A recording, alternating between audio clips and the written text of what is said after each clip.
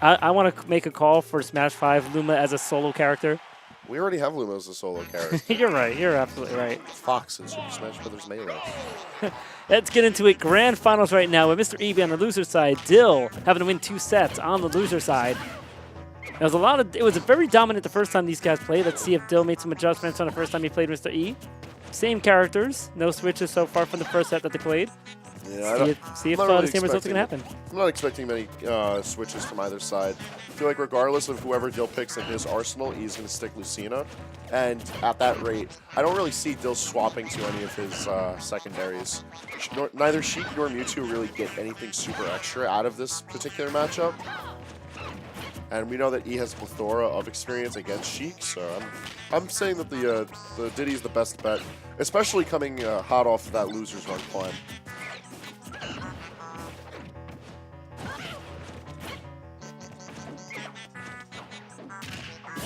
All the grabs. But the up Bs by Mr.E have been so pristine tonight. He's been playing with a nice fervor behind all of his aggression. He's making sure that he doesn't give his opponent too much room to breathe or any time to properly position themselves in any of their aggressions. And I like it. I feel like it's a quality of his play that complements everything else about him. That was nice. The banana to kill the forward smash. Wait for him, get him grabbed, get him back off stage. Able to get back pretty decently.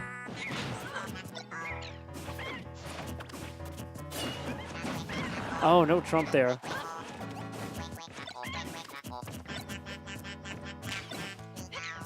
Catching the peanut, throwing it down. He's not able to get much out of it. Forward smash from Dill allows him to take first blood in grand finals and running far away with that banana in hand. Dill's recognized at this point that he needs to keep the banana in check. He can't really afford to give E any type of advantage moving forward in neutral. Oh. That was smart. That would have been. Yeah, that was just about to say that too. That was just about to say that, but he still lost his stock right now.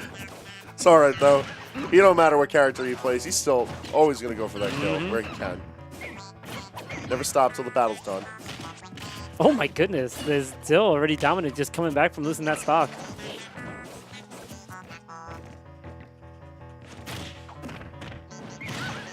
Yeah, Dill has definitely made some adjustments from that first time they played. Well, certainly. He's playing a bit more patiently and definitely waiting out the ledge. I feel like in winners finals, where these two saw each other today, it was much more E controlling the ledge and dictating where Dill was allowed to land and how he could respond to E's ledge pressure. Whereas we see a bit of a role reversal here, and even at that, Dill is just doing a fantastic job of escaping every time that E has the upper hand. And in running away, he forces a reset to neutral and apparently takes E's jumps. Yeah, apparently. I guess. So one more game for Dill. He resets the bracket. Well, of course, Mr.E will not try to make that easy for him. I hope he doesn't second guess this Lucina pick after the that game one. All right, good. He's smirking. He's staying alive.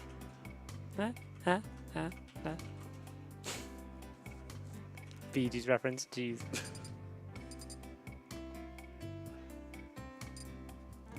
Yeah, let's get a flat zone. Yo, let's not.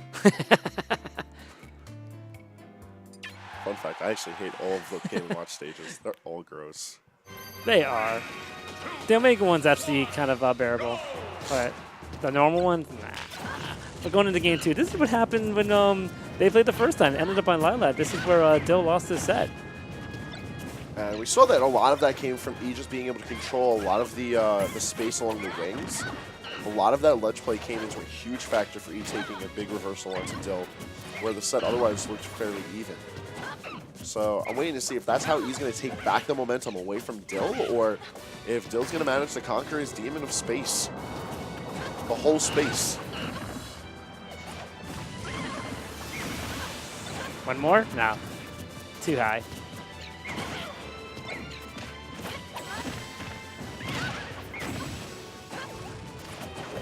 A bit of throw conversions here and there are going to allow Dill to take a pretty substantial lead as far as percentage is concerned. E really not going to respect too many of those options. Low rocket barrel pack for the safer recovery. E doing what he can to just sort of force all of these options out of Dill, figure out how he's going to respond.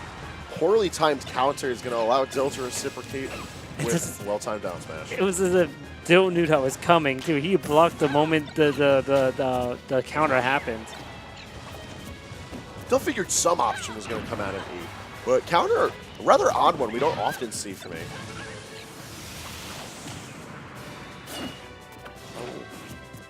Last second jump, but there's no follow-up at the down smash. Looked like he held a little too far upwards, managing to go above the ledge, and that's what allowed Dill to swing right at him.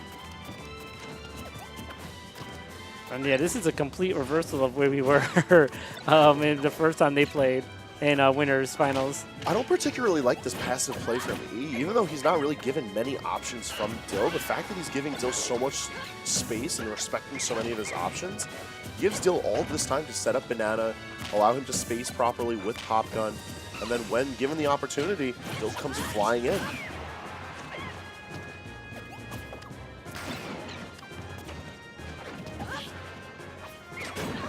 Oh. But being able to break a bit of that ledge play, down smash from Dill. We're seeing a lot of down smash on this particular map. I think it feeds well into the fact that the wing dips low sometimes, so it ends up covering a lot more than it normally would. Ooh, okay.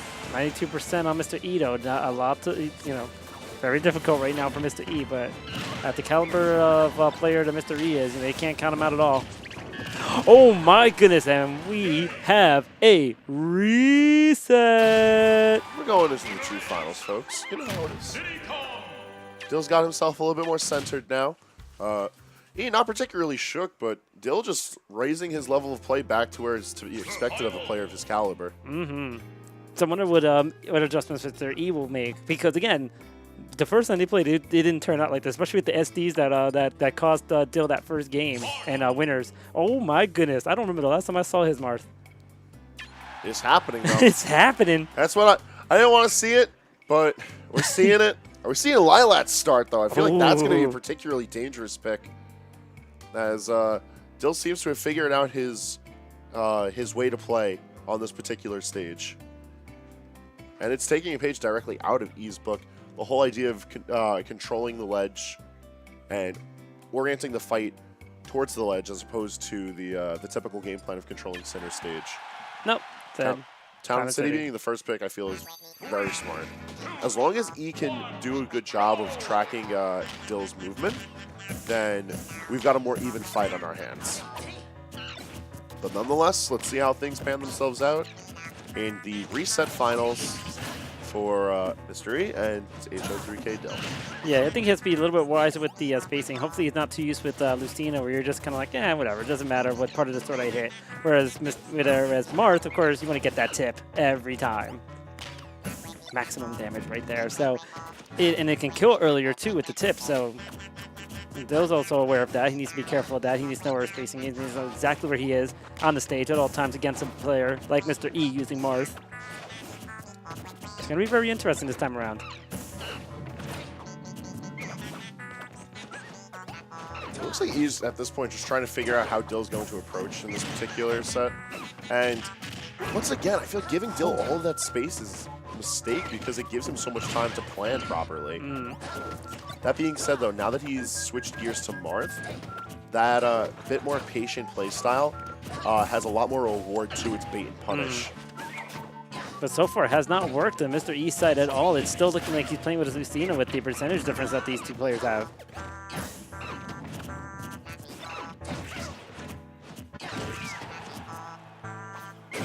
Or, of course, then there's the tip, but it didn't connect that time. But you gotta be careful with that. Nonetheless, the forward smash is managing to build up just a bit more damage onto Dill. Oh my goodness! Neither player able to grab that banana. It's not going to be a part of that play.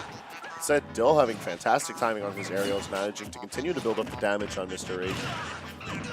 Ooh, getting this first stock is Dill. The comeback. The vintage top shelf hoo-ha. Wonderful. almost starting out very well right now. I mean, man, the adjustments that Dill had, even against the Marth, he's like, nah, you know what, Marthina doesn't even matter. I got this. So far, sitting pretty comfy. But of course, one hit at the tip of the sword, and Marth can come back. Mr.E can make this happen. Oh my goodness! Yo, the fact that he charged that for like a year and a half and still got it, just gross. Okay, all right then. Disgusting. Yeah, all right. But it keeps E alive. Indeed.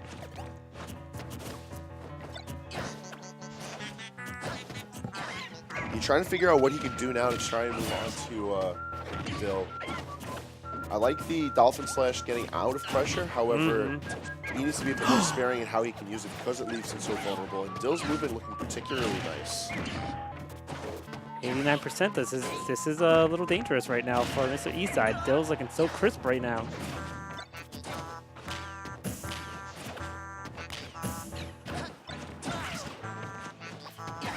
Watch out, here's where the tip can have an advantage is. Oh, but instead, getting back on stage pretty cleanly is Dill.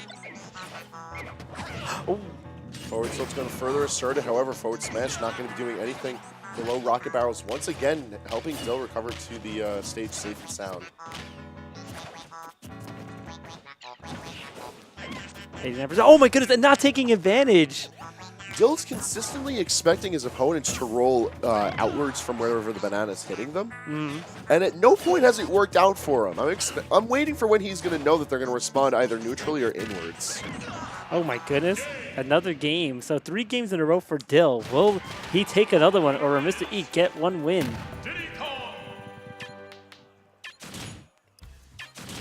Had to check the stats real quick. Nah, imagine. All right, still stick with the Marth. Where are we going? No, not that one. Shaking his head. It's going to be the run back. All right. Town and City. True Finals, Game 2. Will this be it for Dill? Will he take the win over Mr.E, or will Mr.E make the comeback and get this to the truest of finals in Game 3? It remains to be seen, but immediately out the gate, Dill banana in hand, and E looking to control center stage. See how it works as he takes a bit more of a traditional game plan against Dill.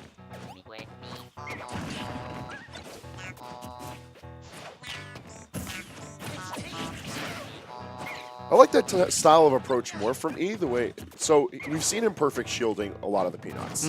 However, after he perfect shielded that first one, he went right for the dash, and if you notice, Marth ducks a little when he runs. His dash animation keeps him low profiling, and a very interesting property behind that, because it's going to allow him to approach a bit more aggressively out of that projectile pressure. If Dill isn't careful enough, he can be seeing the business end of that blade very quickly.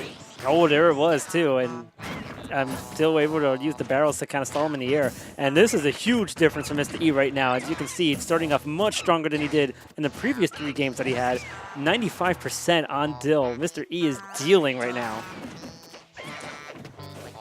This is the difference in pressure that builds up onto the player. Mr.E sitting lax, winner side grands.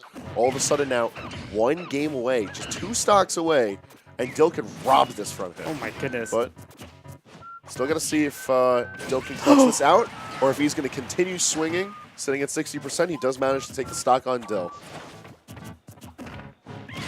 But E not fully revitalized just yet. Dill still managing to build up a decent amount of percent on him, and now taking back center stage, using Banana to see how he can take a bit of this momentum back into his own favor.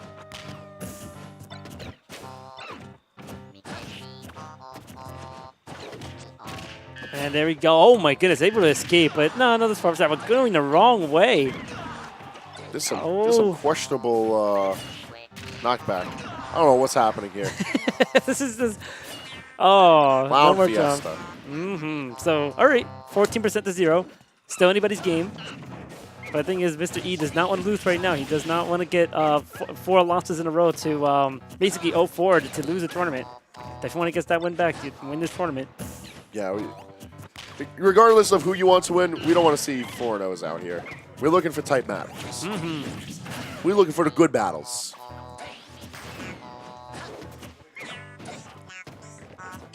And again, Mr.E starting off with another strong stock. However, not nearly as dominant as the first stocks we saw here in the beginning of Game 2. Oh my goodness, the opportunity, and Dill took it. Oh my goodness. All right, that was cute. I'll admit. that was pretty cute. At 87%, this is very risky right now. But of course, again, you still can't count Mr.E with Mars. He can space it properly, get a tip. It's getting scary right now. Managing the power shield on the banana. He's doing what he can to play it out defensively. However, this has become a very shield-oriented game. I'm surprised we haven't seen any shield breakers from E as he's slowly but surely whittling away down at Dill. Oh, he backed up. He's like, no, no, no, no, no. I'm not going to count with that. Oh, my goodness. Taking the opportunity. Up air. Oh, my goodness. Calls him out with the down air. All right. Oh, my goodness. Oh, and that's it. Yo, that's he just decided to fall. Oh, and that's your tournament. That's a downer of an ending, but it's going to be Dill who manages to take XenoOneHundredFive tonight. An 0-4 win, and Dill is not happy with that at all, but good stuff for both competitors. Man, you don't want to see that like that. I know.